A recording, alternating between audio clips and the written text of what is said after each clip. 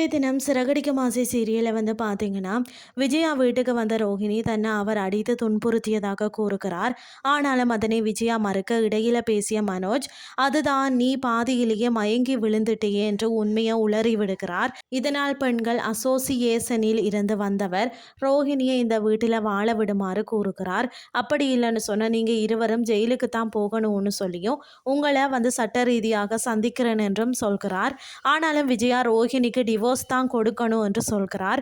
அதற்கு பிறகு ரோஹிணி மனோஜிடம் நான் உன்னை உண்மையாக காதலிக்கிறேன், உன்னுடன் வாழணும்னு சொல்லி ஆசைப்படுறேன்னு சொல்லிவிட்டு செல்கிறார்.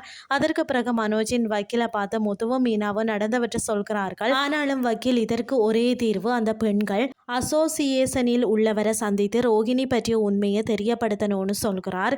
இன்னொரு பக்கம் பார்வதி வீட்டுக்கு வந்த விஜயா நடந்தவற்றை சொல்லி புலம்பிக் கொண்டிருக்க அங்கு சிந்தாமணி எல்லாத்திற்கும் பணம் கொடுத்தால் வேலை நடக்கும் என்று அவருக்கு பணம் கொடுக்குமாறு சொல்கிறார். ஆனாலும் தன்னிடம் பணம் இல்லை என்று சொல்ல ஒரே ஒரு கையெழுத்து போட்டால் சரி 1,00,000 வாங்கி தாரன் என்று மீண்டும் விஜயாவை ஏமாற்றுகிறார். அதற்கு பிறகு ரவியின் ரெஸ்டாரண்ட்டுக்கு அந்த பெண்மணியை அழைத்த விஜயா அங்கு ரோஹிணியை பற்றிய உண்மையை சொல்கிறார்.